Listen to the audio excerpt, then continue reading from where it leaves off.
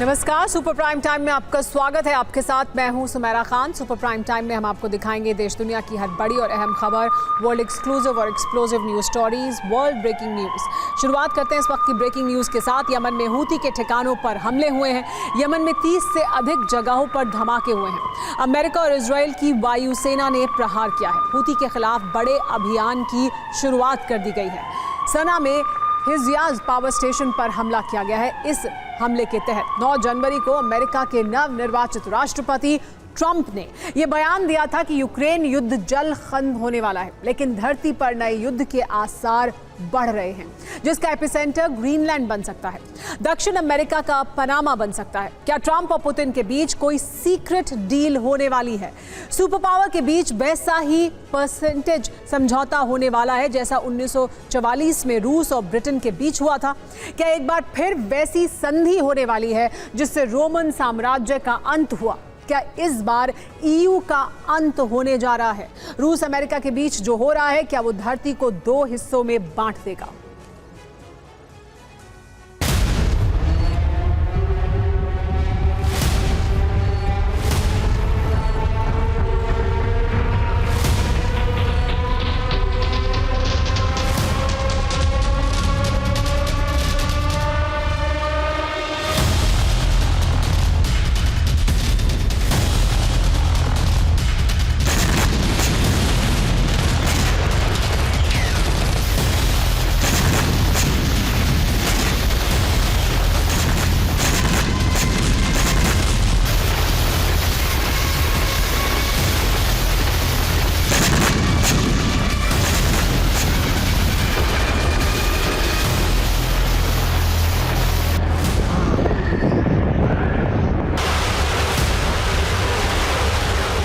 एक तरफ रूस यूक्रेन के युद्ध विराम का दावा और दूसरी तरफ पनामा, कनाडा और ग्रीनलैंड पर कब्जा करके ग्लोबल जंग के आसार भड़काना। आखिर ट्रंप के दिमाग में चल क्या रहा है?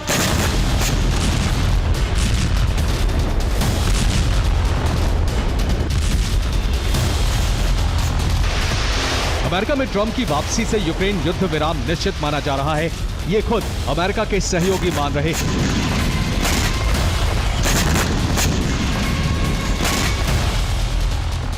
लेकिन ट्रंप की दोहरी नीति से अमेरिका के सहयोगी देशों के मन में आशंकाएं हैं।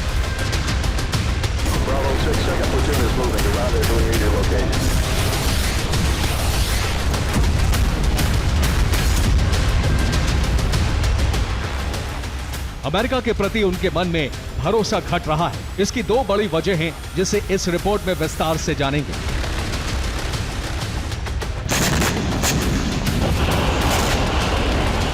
पहली वजह है यूक्रेन रूस युद्ध विराम के लिए ट्रंप यूक्रेन पर दबाव बना सकते हैं। इसकी बड़ी कीमत यूक्रेन को चुकानी पड़ सकती है। युद्ध विराम रूस के हित में और यूरोप के विरुद्ध जा सकता है। दूसरी वजह है ट्रंप ने अमेरिका के सहयोगी देशों पर दबाव बनाना शुरू कर दिया है। नेटो के संस्थापक सदस्य डेनमार्क पर ग्रीनलैंड छोड़ने का दबाव है। नेटो के संस्थापक सदस्य कनाडा की राष्ट्रीय पहचान पर खतरा है। अमेरिका के सहयोगी देश ये नहीं समझ पा रहे हैं कि ट्रंप अपने खेमे के पक्ष में है या फिर रूसी राष्ट्रपति व्लादिमीर पुतिन के पक्ष में।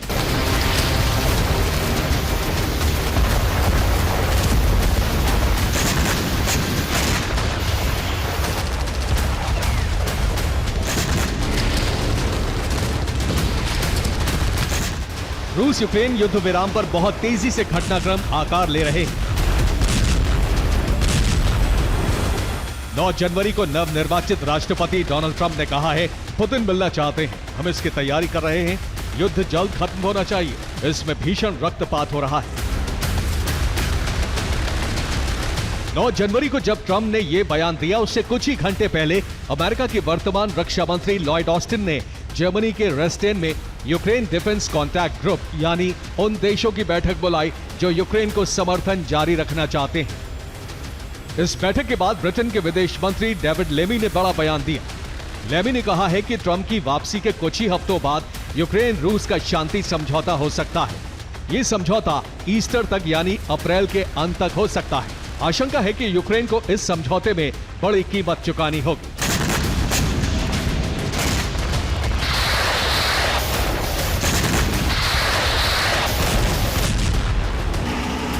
अमेरिकी खेमे के देश ये मान रहे हैं कि यूक्रेन को अपनी गंवाई हुई जमीन रूस को सौंपनी होगी और इसी शर्त पर युद्ध विराम की संभावना है, जिस पर ट्रंप सहमत हो सकते हैं।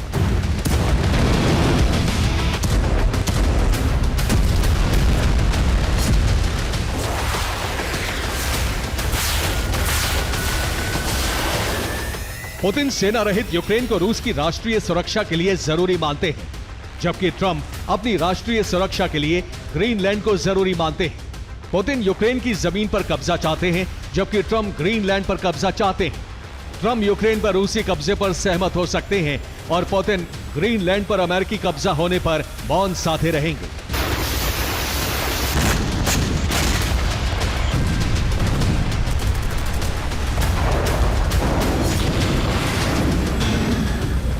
ट्रंप पुतिन की बैठक बहुत जल्द होने वाली है और इस बैठक में 1944 के नॉटी डॉक्यूमेंट जैसा एक समझौता हो सकता है, जिसके आसार ग्रीनलैंड की जमीन पर नजर आने लगे हैं।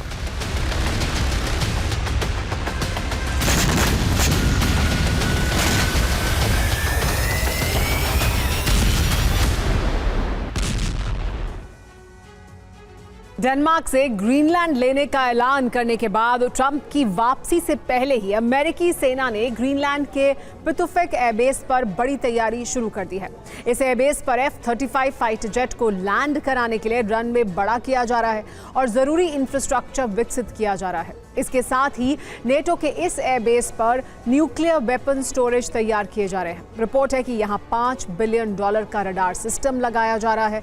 रडार अपग्रेडेशन से अमेरिका के anti missile early warning system को मजबूत किया जा रहा है, ताकि रूस से होने वाले किसी भी मिसाइल हमले का अलर्ट इंटरसेप्ट किया जा सके और बहुत पहले उसे रोका जा सके।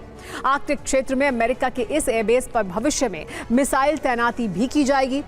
ट्रंप पितुफिक एयरबेस को आर्कटिक में अमेरिका का सबसे बड़ा सैन्य बेस बनाने जा रहे हैं।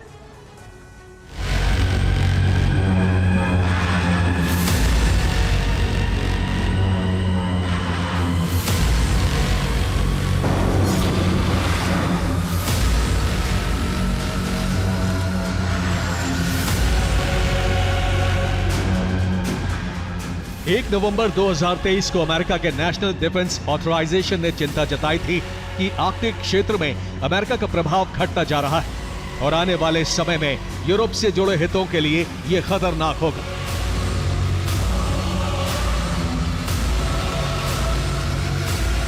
ग्लोब पर दिख रहे हरे रंग के गोले आर्कटिक में नेटो के मिलिट्री बेस हैं और लाल गोले रूस के मिलिट्री बेस हैं। 2005 से रूस ने आर्कटिक में सोवियत दौर के 10 से ज्यादा बेस एडवांस बनाए हैं। ग्लोब पर नजर आ रहे हरे रंग के एंकर वाले निशान आर्कटिक में नेटो देशों के नेवल बेस हैं और लाल रंग वाले एंकर के निशान रूस के नेवल बेस हैं। इसी तरह हरे रंग में हवाई जहाज के निशान नेटो के एयर बेस हैं और लाल रंग के रूस के एयर बेस हैं।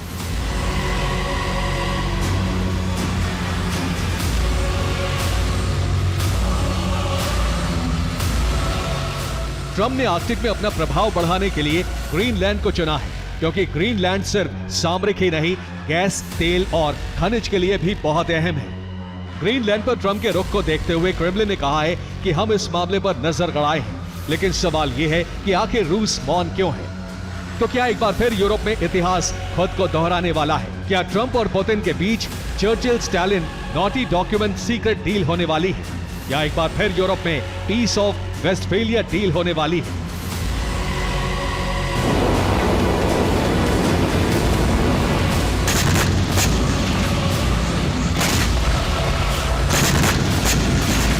यूरोपीय देशों के बीच पीस ऑफ वेस्टफेलिया संधि हुई थी।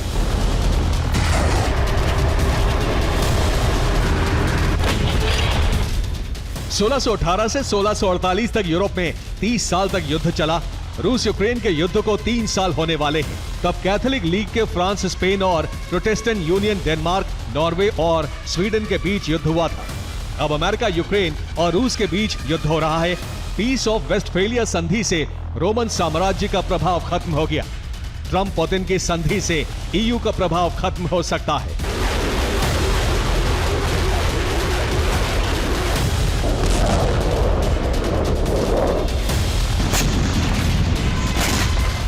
ट्रम्प का रुख नेटो और ईयू के खिलाफ है, क्योंकि सिक्योरिटी के नाम पर अकेले अमेरिका नेटो के 90% खर्च उठाता है और ये दोनों संगठन रूसी हितों के खिलाफ भी हैं। तो आने वाले दिनों में ट्रम्प पुतिन परसेंटेज एग्रीमेंट जैसी डील साइन कर सकते हैं।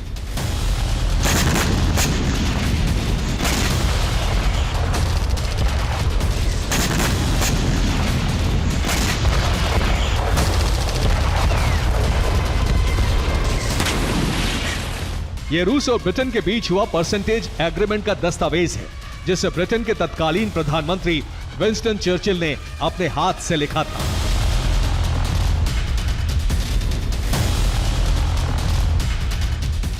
नौ अक्टूबर 1944 को चर्चिल और जोसेफ स्टालिन मॉस्को कॉन्फ्रेंस में मिले। फरवरी 2025 तक ट्रम्प पुतिन की मुलाकात हो सकती है। विंस्टन चर्चिल और जोसेफ स्टालिन के बीच साउथ ईस्ट यूरोप में प्रभुत्व जमाए रखने वाले इलाकों को लेकर समझौता हुआ। ट्रम्प पुतिन के बीच पूर्वी यूरोप और दक्षिणी अमेरिका और पश्चिमी यूरोप के इलाकों पर समझौता हो सकता है। 1944 में ब्रिटेन ने 80% Romania, 75% Bulgaria, 10% Greece, 50% Hungary, 50% Yugoslavia रूस को दिया था। 2025 में Trump 22% Ukraine, 50% Hungary, 100% Moldova, 100% Slovakia, 20% Balkan states रूस को दे सकते हैं, जबकि रूस 100% ग्रीनलैंड, 50% नॉर्डिक और 100% कनाडा, पनामा, 20% क्यूबा और वेनेजुएला अमेरिकी प्रभुत्व के लिए छोड़ने पर सहमत हो सकता है।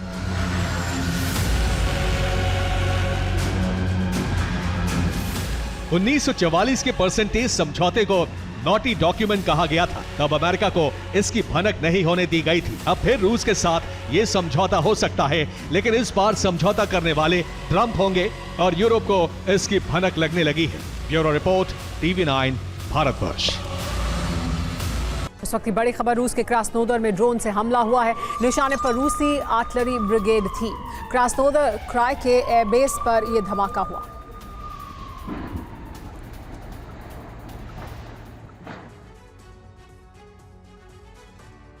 क्रेमलिन ने साफ कर दिया है कि पुतिन ट्रंप से मुलाकात कर सकते हैं। जाहिर है दोनों के बीच सबसे बड़ा मुद्दा यूक्रेन युद्ध होगा। सीज फायर पर बातचीत को अपनी शर्तों पर मनवाने के लिए पुतिन ने अब चतुर्भुज रणनीति बनाई है। इस प्लान के तहत रूस की आर्मी अब सिर्फ 4 जगहों पर कब्जे का मिशन चलाएगी। इन 4 जगहों पर रूसी सेना का भीषण प्रहार शुरू कर दिया गया है, जबकि दूसरी तरफ यूक्रेन भी ट्रंप और पुतिन की मुलाकात से पहले अपनी जमीन को बचाए रखने और कुर्स्क में सेना को बनाए रखने की नीति पर है।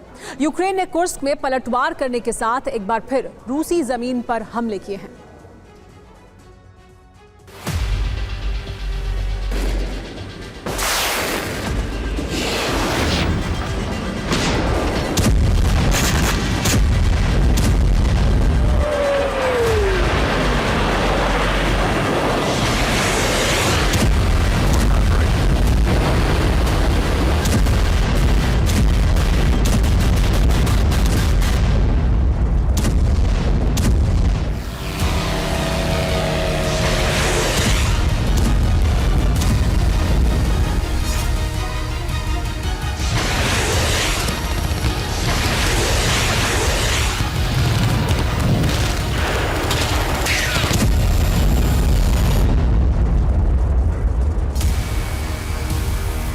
बहुत बड़ी सोच के साथ जंग को बहुत सीमित इलाके में समेट रहे हैं पुतिन।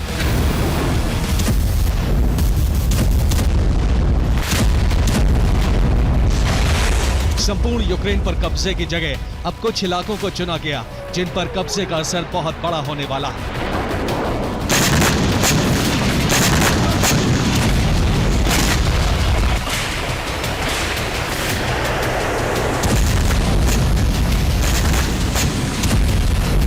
पुतिन के इस नए मिशन का नाम है ऑपरेशन रेक्टेंगल, यानी एक ऐसा चतुर्भुज प्लान जिसमें 4 अहम ठिकाने हैं। जंग के इलाके कम होने की वजह से रूसी सेना अब और ताकतवर नजर आने लगी है।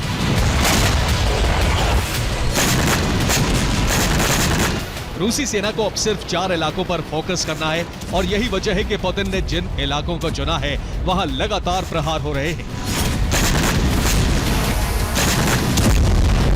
पुतिन के प्लान चतुर्भुज के 4 इलाकों में पहला नाम कुर्स्क है, दूसरा डोनेस्क, तीसरा ज़ेपोरिज़िया और चौथा कीव। जिन इलाकों को चुना गया उन्हें जोड़ने के बाद एक चतुर्भुज जैसी आकृति बनती है।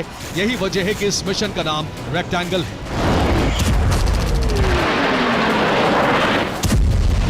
इसमें सबसे अहम डोनेस्क और कुर्स्क हैं, जहां पिछले कई दिनों से लगातार युद्ध चल रहा है।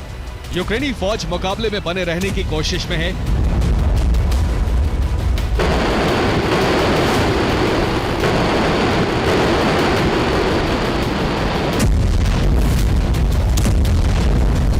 रूस के रक्षा मंत्रालय के मुताबिक 24 घंटे में 163 मोर्चे पर हमला किया गया। यूक्रेन के हैमर गाइडेड बम हमले को नाकाम किया गया। एयर डिफेंस से 14 हाइमर्स रॉकेट गिरा दिए गए। यूक्रेन की सबसे बड़ी ताकत यानी 71 ड्रोन को भी हवा में नष्ट कर दिया गया।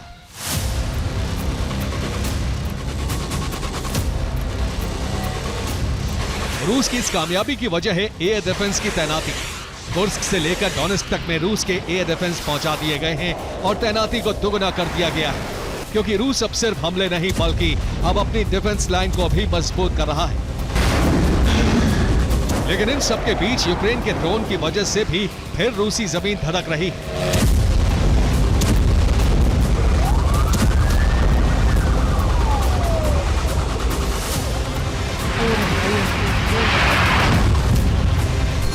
रोस्तोव इलाके में यूक्रेन का एक ड्रोन एयर डिफेंस को चकमा देने में कामयाब हुआ। यूक्रेन के टारगेट पर रूसी सेना से जुड़ी एक फैक्ट्री थी। जोरदार धमाके के बाद यहां भयंकर आग लग गई। दावा है कि एयर डिफेंस ने ड्रोन को निशाना बनाया था, लेकिन ड्रोन का मलबा गिरने की वजह से आग लगी। फैक्ट्री में प्लास्टिक का बड़ा भंडार था, इसलिए भयंकर आग लग गई। यूक्रेन के शक्तिशाली ड्रोन ने रूस को दूसरा झटका कैलिनिनग्राद में दिया।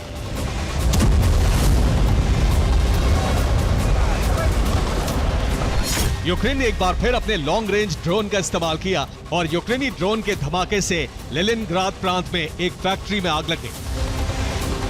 रूस की इस फैक्ट्री में एयरक्राफ्ट की मरम्मत का काम होता था। कई मशीनें भी बनाई जाती थीं। रूस चाहकर भी ऐसे हमलों को रोक नहीं पा रहा है, लेकिन ऑपरेशन चतुर्भुज के तहत डोनेस्क में मौजूद यूक्रेन के खजाने पर कब्जे की कोशिश तेज है।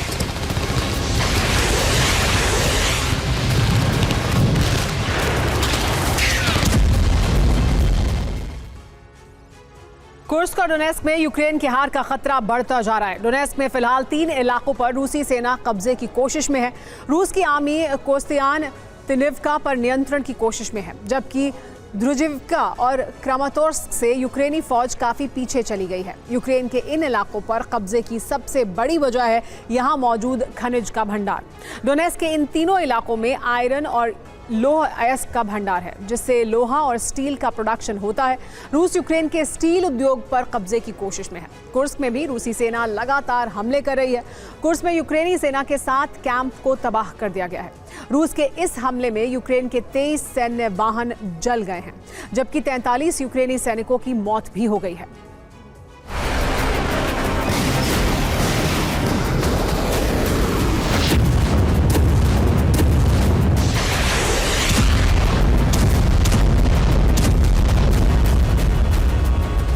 एक तरफ यूक्रेन में मौजूद खनिज के बड़े खदानों पर रूस के कब्जे की कोशिश है, तो दूसरी तरफ कुर्स्क की जमीन से यूक्रेनी फौज को खदेड़ने के लिए हमले हो रहे हैं। क्रेमलिन की तरफ से कीव को खास तौर से जीत के टारगेट पर रखा गया है। माना जा रहा है कि सीजफायर के समझौते के दौरान पुतिन कीव को कब्जे से मुक्त कर देंगे, लेकिन कीव के करीब के इलाकों पर कब्जा रहेगा। कीव के आसपास रूस की मौजूदगी से राजधानी पर हमेशा दबाव रहेगा। ज़ेपोरिज़िया में सबसे बड़े न्यूक्लियर पावर प्लांट हैं और डोनेस्क में खनिज का भंडार। यही वजह है कि रूस ने खास तौर से इन 2 इलाकों को कब्जे में लेने का प्लान तैयार किया है।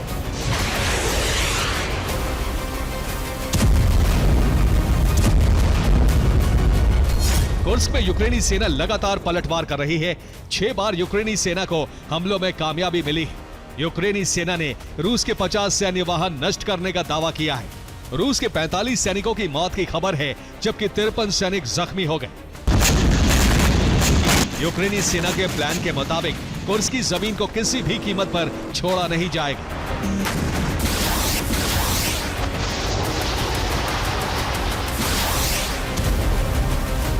ज़ेलेंस्की को लग रहा है कि सीज फायर पर बातचीत के दौरान कुर्स्क के नाम पर बड़ी डील हो सकती है और कुर्स्क ही पुतिन की कमजोर नस साबित हो सकता है। ज़ेपोरिजिया में सैनिकों की कमी के बीच मोर्चा यूक्रेनी खुफिया एजेंसी ने संभाला है। ज़ेपोरिजिया में लगातार ड्रोन हमले हो रहे हैं। रूसी आर्टिलरी को यूक्रेनी खुफिया एजेंसी ने निशाना बनाया। हाइमार्स से भी ज़ेपोरिजिया में हमले किए जा रहे हैं।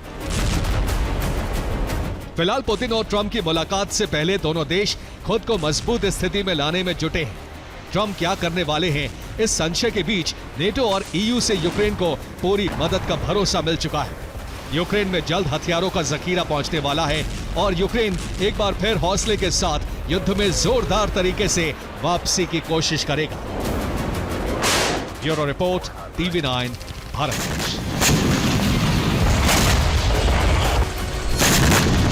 इस वक्त की बड़ी खबर दक्षिण यूक्रेन से। दक्षिण यूक्रेन में रूसी सेना पर हमला हुआ है। हमले में 2 बक मिसाइल लॉन्चर नष्ट हो गए हैं। एक रूसी एयर डिफेंस भी इस हमले में भस्म हो गया।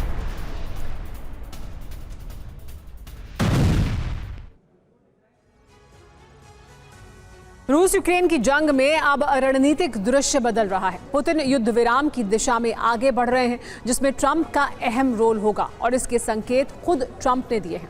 लेकिन दूसरी तरफ ज़ेलेंस्की जंग को विस्तार देने की तैयारी कर रहे हैं। इस तैयारी के तहत अमेरिका विहीन नेटो से मदद मिलने की उम्मीद जागी है, जिसमें नेतृत्व करेगा यूरोपियन यूनियन। लेकिन इस जंग का भविष्य क्या होगा, इस स्पेशल रिपोर्ट में आप भी देखिए।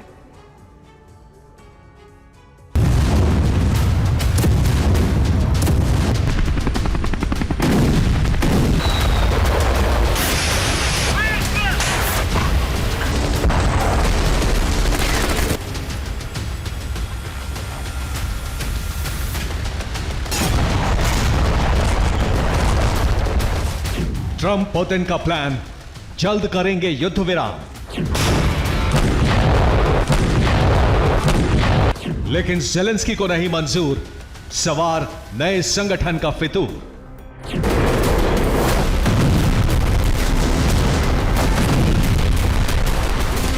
यूक्रेन रूस की जारी जंग में अब तक 2 ही तरह की स्थिति का सामना हुआ है। कभी रूसी सेना पर मददगारों से मिले हथियारों के सहारे यूक्रेनी लड़ाकों का भारी पड़ना, तो कभी यूक्रेनी सेना को टारगेट बनाकर रूस के घातक हथियारों से हमला।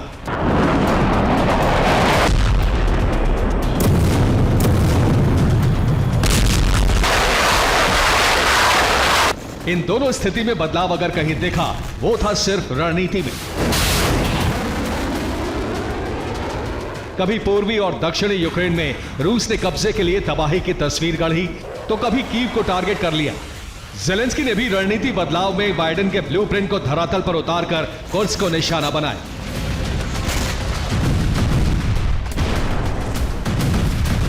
तो कभी क्रीमिया को टारगेट कर लिया। पर अब पहली बार इस जंग में सब कुछ बदलने वाला है।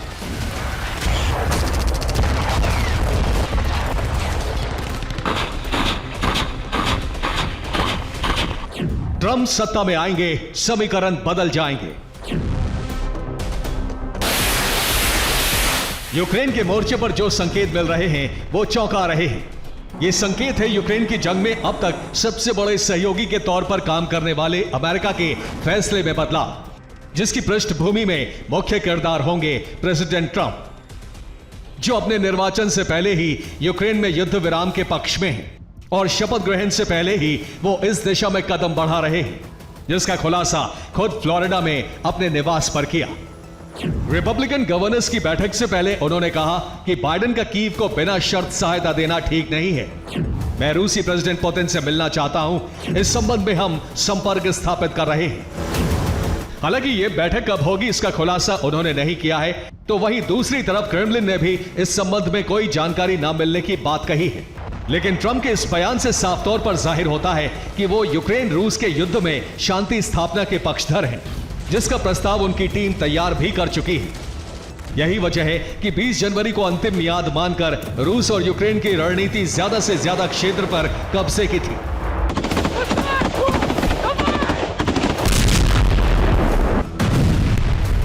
हालांकि ट्रंप के इस रुख को शांति स्थापना के अवसर के तौर पर देखा जाना चाहिए था, लेकिन ऐसा हो नहीं रहा है।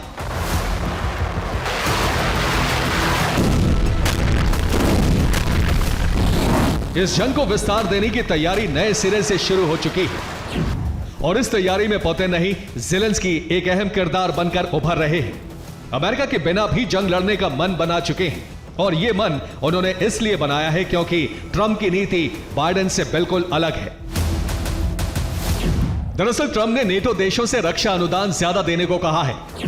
ट्रंप ने नेटो के लिए रक्षा अनुदान जीडीपी का 5% करने को कहा था, लेकिन इस प्रस्ताव पर ज्यादातर देश राजी नहीं हुए, इसलिए अमेरिका के नेटो से बाहर जाने के मजबूत संकेत मिल गए हैं।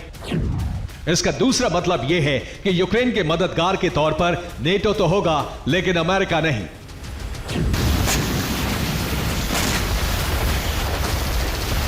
यही वजह है कि ट्रंप और पुतिन की मुलाकात से यथास्थिति युद्ध विराम का प्रस्ताव तय होता है तो ज़ेलेंस्की के हाथ से एक बड़ा क्षेत्र निकल जाएगा, लेकिन नेटो के बाकी देश ऐसा होने नहीं देना चाहते। इसलिए जंग की तैयारी अमेरिका के बिना भी शुरू हो चुकी है और यह फैसला हुआ है रामस्टाइन की बैठक में और तय हुआ कि इस जंग का नेतृत्व करेगा यूरोपियन यूनियन।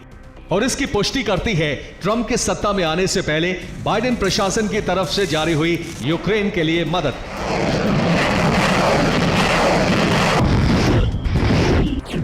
जिसमें $65 अरब से ज्यादा का पैकेज रिलीज हो चुका है। वहीं नई सैन्य सहायता के लिए $50 करोड़ की सहायता का भी ऐलान हुआ है। इसके साथ ही यूक्रेनी सेना के लिए अमेरिका ने SOCR बोट्स की भी डिलीवरी कर दी है ताकि समुद्री सीमा में रूसी हलचल पर न सिर्फ नजर रखी जा सके बल्कि कार्रवाई भी की जाए। यानी यह बाइडेन प्रशासन की अंतिम मदद है। फिर अमेरिका से मदद मिलेगी या नहीं, इस पर संशय बरकरार रहेगा, लेकिन EU और नेटो का सहयोग मिलता रहेगा। हालांकि यूक्रेन पर एक संकट और भी है, जिसका नाम है गैस लाइन, जिससे मदद न देने के लिए यूरोपियन देशों पर दबाव बढ़ सकता है, क्योंकि रूस ने गैसप्रॉम से यूक्रेन का समझौता खत्म होने के बाद रूस धीरे धीरे यूरोप के मददगार की भूमिका में आ रहा है। अब यूक्रेन को मदद और रूस की भूमिका में कौन सा पक्ष भारी पड़ेगा, इसे देख लीजिए।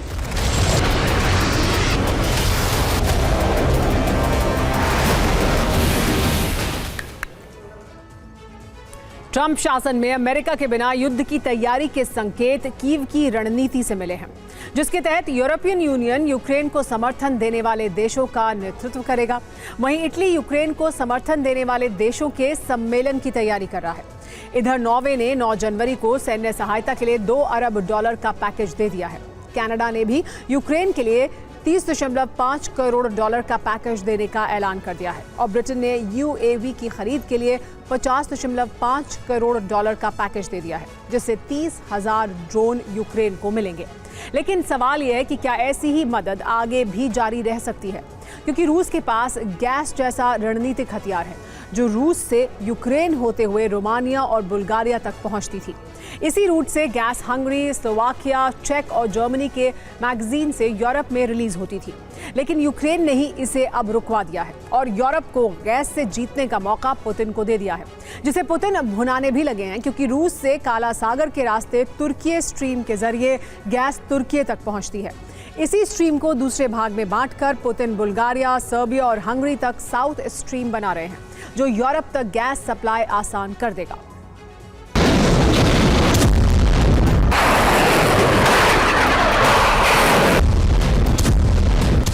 ट्रंप की सत्ता में आते ही शांति स्थापना की कोशिश तेज हो जाएगी, लेकिन नेटो और EU के सदस्य इस कोशिश पर पानी फेरने की तैयारी में हैं। और ये तस्वीरें इसकी पुष्टि करती हैं। ज़ेलेंस्की ने यूक्रेन की वायु रक्षा को मजबूती देने के लिए डैनिश मॉडल के आधार पर हथियारों की खरीद में नेटो देशों को शामिल करने की तैयारी शुरू कर दी है। इसलिए उन्होंने सीधे नेटो चीफ मार्क रूटे से मुलाकात की है। इसके अलावा ज़ेलेंस्की ने जॉर्जिया मेलोनी से मुलाकात कर मददगार देशों को एकजुट करने की तैयारी भी शुरू कर दी है।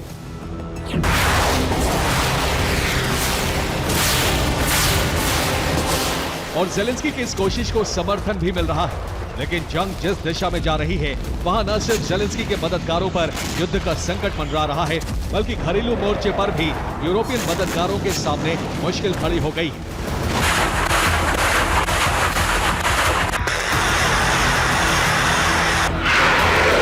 ऐसा इसलिए क्योंकि अमेरिका के बिना रूस के खिलाफ जंग जारी रही तो हमले यूरोपियन देशों पर भी होंगे। जिनमें नॉर्डिक देश डेनमार्क, नॉर्वे, स्वीडन और फिनलैंड टारगेट पर होंगे। इसके अलावा बाल्टिक देश एस्टोनिया, लातविया और लिथुआनिया भी युद्धग्रस्त हो जाएंगे, जबकि पूर्वी यूरोप के पोलैंड, स्लोवाकिया, रोमानिया सबसे पहले जलेंगे। इनके अलावा ब्रिटेन और जर्मनी पर भी बारूदी खतरा मंडराने लगेगा। लेकिन इन्हीं देशों में यूक्रेन की मदद पर अब सवाल भी उठ रहे हैं, क्योंकि ये देश रूस से मिलने वाली गैस बंद होने के बाद नए संकट से जूझ रहे हैं। इनमें हंगरी समझौते का यूक्रेन पर दबाव बना रहा है, तो स्लोवाकिया गैस के मुद्दे पर सहायता रोकने जा रहा है। यहां तक कि जर्मनी में यूक्रेन को मदद देने पर नेताओं पर हमले शुरू हो गए। Bureau report, TV9 Bharatvarsh. इस वक्त की बड़ी खबर, यूक्रेनी ड्रोन का रूसी ड्रोन पर हमला। यूक्रेन ने रूस के 4 ड्रोन को गिराया। यूक्रेनी ड्रोन से एयर डिफेंस जैसा हमला किया गया।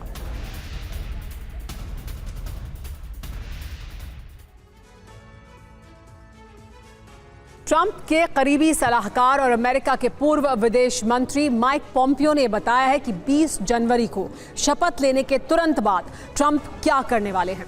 ट्रंप की योजना ईरान में तख्ता पलट करवाकर खामेनेई सल्तनत का अंत करने की है, लेकिन इससे पहले अमेरिका की एजेंसियों ने एक ऐसे शख्स को गिरफ्तार किया है जिसने ईरान के एटम बॉम्ब बनाने की जिद के पीछे जापान का कनेक्शन कबूल किया है।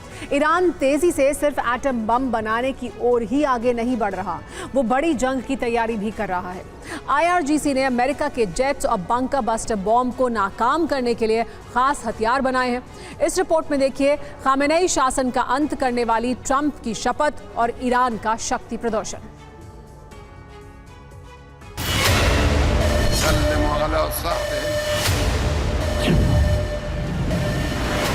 Beginning of the end. Donald Trump will become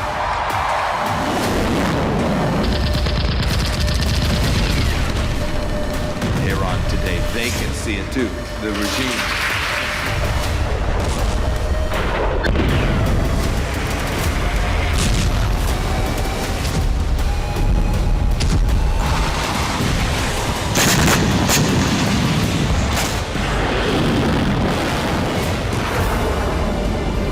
अभी ट्रंप को अमेरिका का 47वां राष्ट्रपति बनने में 10 दिन बाकी हैं, लेकिन शपथ से पहले ही ट्रंप की टीम ने ईरान में खामेनेई सल्तनत के संपूर्ण अंत की तैयारी कर ली।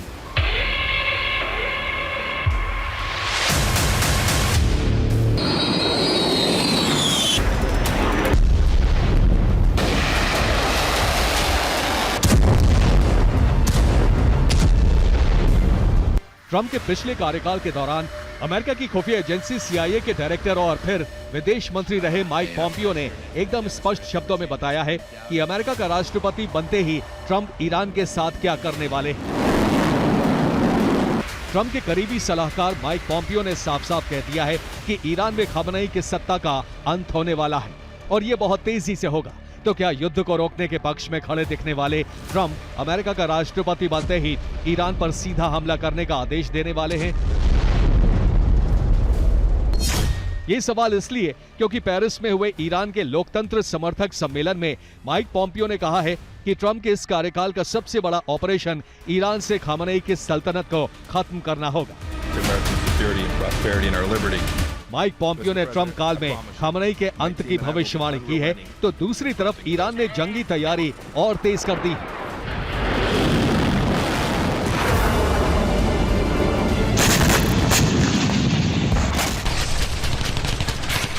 खबर यह भी है कि हिजबुल्ला और हमास जैसे ईरान के प्रॉक्सी संगठनों के लगातार कमजोर होने के बाद ईरान की एटमी तैयारी में भी तेजी आ गई।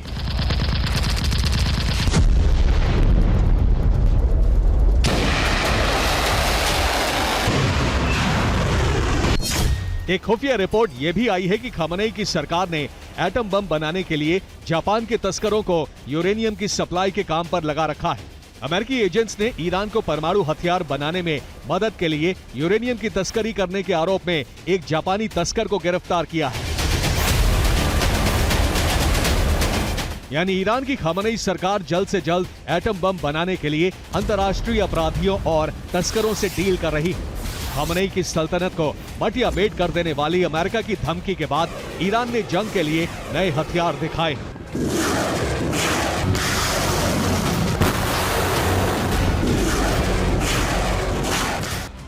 आने वाली जंग लड़ने के लिए ईरान के इस्लामिक रेवोल्यूशनरी गार्ड कोर यानी IRGC ने अपना नया ड्रोन लॉन्च किया है।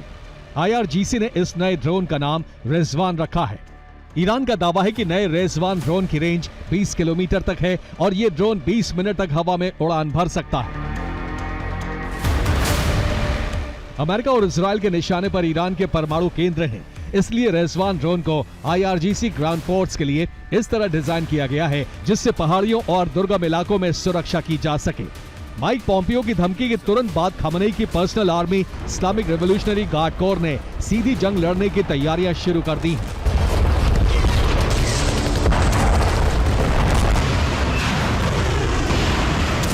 IRGC ने इस्फहान प्रांत में द ग्रेट प्रॉफिट 19 नाम से युद्धाभ्यास शुरू किया है।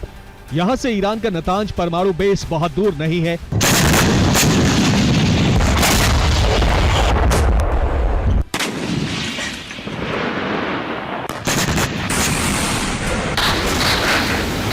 सबसे बड़ा खतरा अमेरिकी और इजराइल के बॉम्बर से गिराए गए बंकर बस्टर बम से है। ईरानी सरकारी टीवी ने दावा किया है कि इस युद्धाभ्यास में ईरान के एक नए मिसाइल डिफेंस सिस्टम का प्रदर्शन किया गया, जिसमें आसमान से गिरे बंकर बस्टर बम को 15 सेकंड के अंदर ट्रैक करके खत्म कर दिया गया। ईरान ने अमेरिकी फाइटर जेट F-22 और F-35 से निपटने के लिए भी विशेष तैयारी शुरू कर दी है। IRGC के अलावा ईरान की सेना ने भी 1000 नए ड्रोन शामिल करने की घोषणा की है। جنگنده‌های پنهانکار هستند که واقعا کشف راداری माइक पॉम्पियो के जवाब में IRGC के वायु रक्षा कमांडर ने वीडियो जारी करके अमेरिका को चुनौती देते हुए कहा है कि ईरान के पास F-22 और F-35 जेट्स का मुकाबला करने की पूरी योजना तैयार है।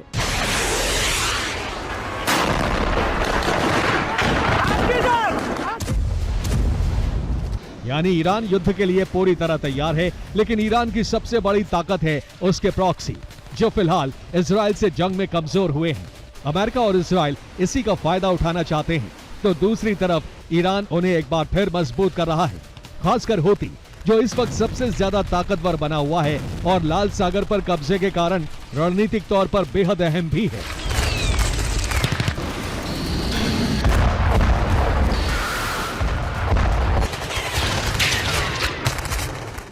ये सोनियन नाम का वो तेल टैंकर है जिस पर हूती विद्रोहियों ने हमला करके लाल सागर में डुबो देने की कोशिश की थी। इस टैंकर में 10 लाख बैरल कच्चा तेल था। अगर ये टैंकर डूब जाता तो कच्चा तेल फैलने से हाहाकार मच जाता। 3 हफ्ते तक युद्ध स्तर की कोशिशों के बाद तेल रिसाव काबू में आया है, लेकिन हमास और हिजबुल्लाह की तरह हूती की ताकत कमजोर नहीं पड़ी है। अक्टूबर 2023 में गाजा में युद्ध शुरू होने के बाद से हूती विद्रोहियों ने करीब 100 व्यापारी जहाजों को मिसाइल और ड्रोन से निशाना बनाया है। हूती विद्रोही अब तक 3 जहाजों को डुबो चुके हैं। खमेनी को माइक पॉम्पियो की धमकी के बाद कई दिन से शांत हूती ने एक बार फिर इजराइल पर हमले शुरू कर दिए हैं। हूती विद्रोहियों ने इजराइल पर ड्रोन से हमला किया। इजराइल की वायुसेना का दावा है कि उसने यमन से लॉन्च हुए कम से कम 3 ड्रोन को मार गिराया। ईरान के प्रॉक्सी हूती यमन से बैलिस्टिक मिसाइल भी दाग रहे हैं। IDF का कहना है कि युद्ध की शुरुआत से लेकर अब तक यमन में हूती विद्रोहियों ने इजराइल पर करीब 100 ड्रोन और 40 बैलिस्टिक मिसाइलें दागी हैं। Bureau report, TV9 Bharat. Beginning of the end. Ukraine war zone में तालिबान की एंट्री होने वाली है। रूस की मदद के लिए पहले नॉर्थ कोरिया के सैनिकों को बुलाया गया।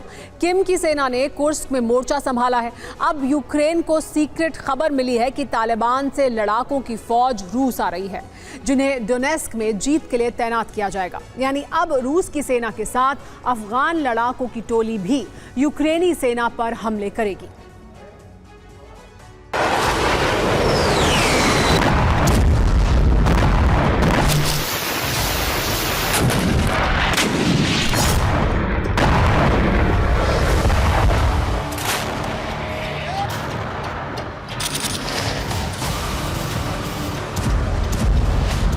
दुनिया के सबसे खतरनाक लड़ाकों की टोली अब यूक्रेन में नजर आने वाली है।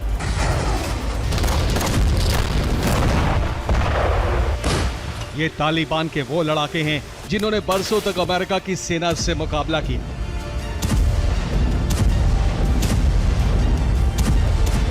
असॉल्ट राइफल और रॉकेट लॉन्चर के बल पर अमेरिकी हथियारों से लैस अफगानिस्तान की सेना से युद्ध किया।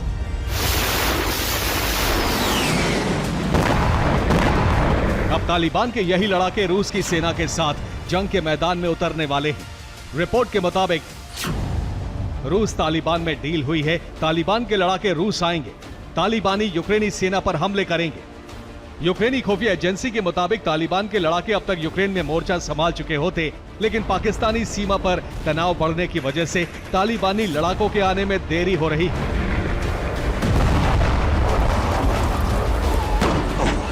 अफगानिस्तान की सत्ता में आने के बाद तालिबानियों की अपनी सेना भी है जो वर्दी में रहती है, आधुनिक हथियार रखती है।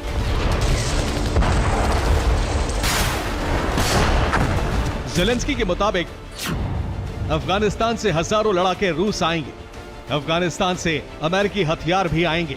रूस तालिबानी सेना को यूक्रेन में तैनात करेगी। रिपोर्ट के मुताबिक तैयारी 3 महीने पहले ही शुरू हो गई थी।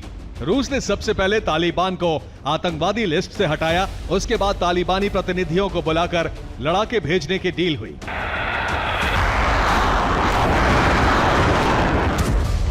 ज़ेलेंस्की ने दावा किया है कि रूस ने तालिबानी सरकार को मदद और हथियार देने का भरोसा दिया है। फिलहाल तालिबानी लड़ाकों को वेतन दिया जाएगा। हर लड़ाके को रूस की सेना के समान सुविधा मिलेगी। डॉलर में लड़ाकों को मोटी सैलरी दी जाएगी। यूक्रेन के लिए चिंता की बात यह है कि तालिबानी लड़ाके किसी प्रोफेशनल आर्मी की तरह नजर जरूर आती है, लेकिन सेना में वही खूंखार लड़ाके शामिल हैं जो बेरहमी से किसी को भी मौत देते हैं।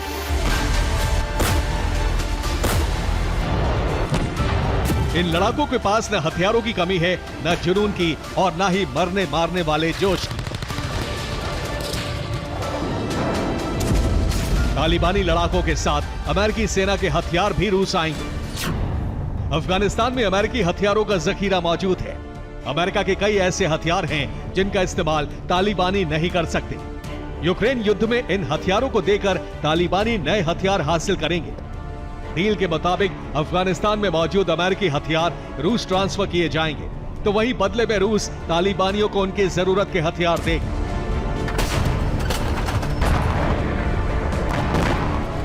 नॉर्थ कोरिया की सेना के साथ तालिबानी लड़ाकों के जंग में उतरने से रूस की ताकत काफी बढ़ जाएगी।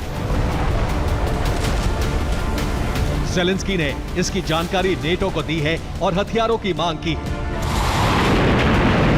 Bureau report, TV9 Bharatvarsh. Super power देश अमेरिका के सामने इस समय दोहरा संकट खड़ा हो चुका है। ये संकट है कुदरती आपदा का। एक तरफ बर्फबारी ने जनजीवन अस्त व्यस्त कर दिया है, तो दूसरी तरफ कैलिफोर्निया के जंगल में लगी आग ने एक शहर को करीब करीब राख बना दिया है। लेकिन ये आपदा ऐसी है जिसके सामने अमेरिकन प्रशासन के कोई भी दांव पेच काम नहीं आएंगे। इसीलिए एक सुपर पावर इस आपदा के सामने समर्पण करने के लिए मजबूर है।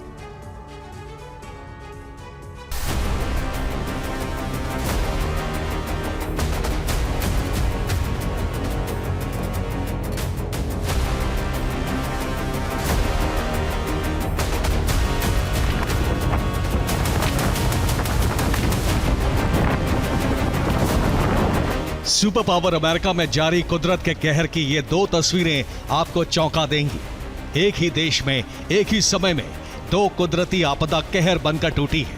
पहली तस्वीर लॉस एंजलिस की है, जहां भड़की जंगल की आग ने पूरे शहर को भस्म कर दिया। कैलिफोर्निया का ये मशहूर शहर तबाह हो गया। दूसरी तस्वीर टेक्सास की है, जहां बर्फबारी कहर बनकर टूट पड़ी है। हालात ये हैं कि टेक्सास से लेकर वर्जीनिया तक अमेरिका ठप हो चुका है। यहां बर्फीले तूफान के सामने अमेरिका जैसा सुपर पावर सरेंडर करने को मजबूर हो गया है। फिर भी समय के साथ बर्फीला तूफान गुजर जाएगा। टेक्सास से लेक वर्जीनिया तक हालात से लड़कर काबू भी पा लिया जाएगा। लेकिन कैलिफोर्निया का संकट ऐसा है जिससे अमेरिका को अभी भविष्य में भी जूझना पड़ेगा।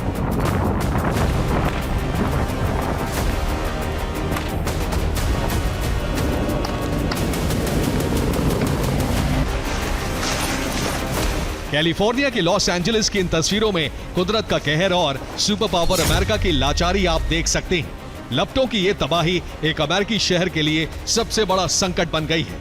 कैलिफोर्निया प्रशासन ने इस आग के सामने सरेंडर कर दिया है, इसलिए स्थिति को संभालने के लिए फेडरल एजेंसीज ने मोर्चा संभाल लिया है। लेकिन आग पर काबू पाने की जुगत करती ये एजेंसीज भी इस आग के सामने घुटने टेकती नजर आ रही हैं। और इसका कारण है कुदरत का वो कहर जिसे रोक पाना इंसान के बस में नहीं है।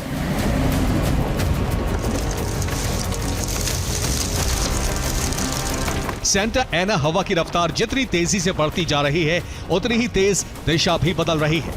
इसलिए आग उन क्षेत्रों को लील रही है जहां बड़ी आबादी रहती है। इस तस्वीर में देखिए, लॉस एंजलिस का सनसेट बुलेवार्ड आग की लपटों में घिर गया है और इस क्षेत्र में फैली आग का मतलब इस तस्वीर में जान लीजिए।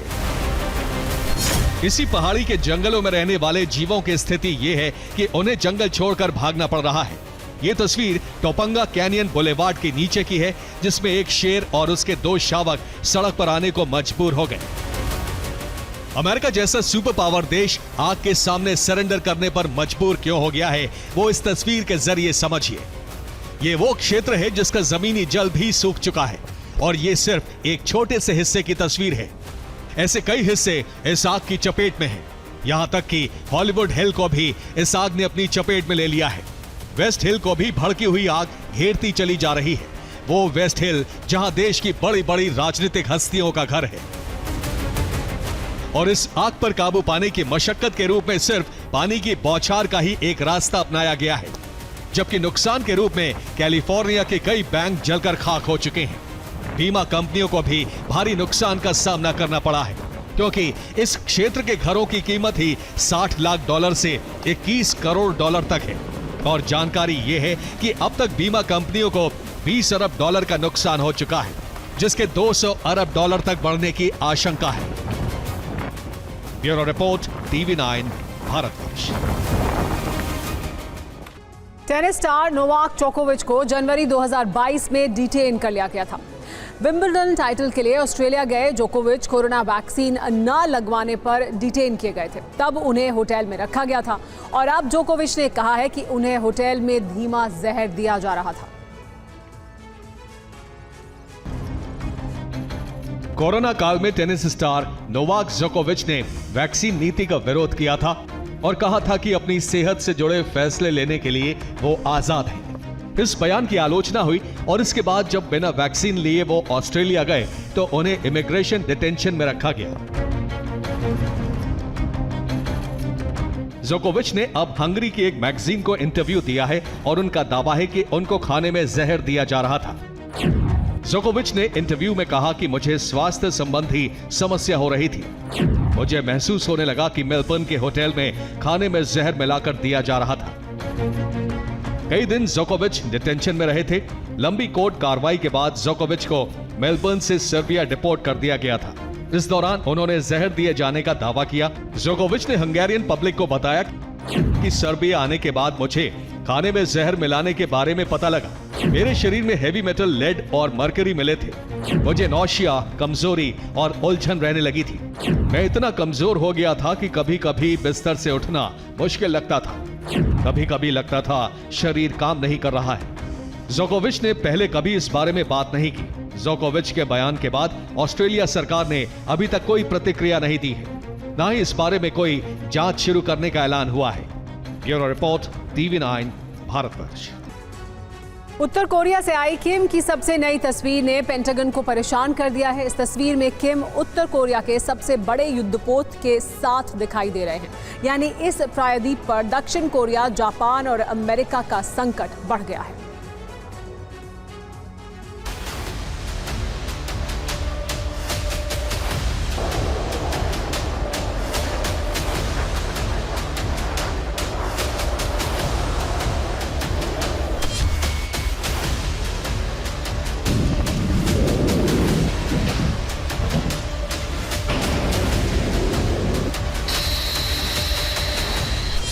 हेल ऑन वाटर्स यानी पानी पर तैरता नर्क, किम जोंग उन के सबसे बड़े युद्धपोत को नेटो ने यही नाम दिया है।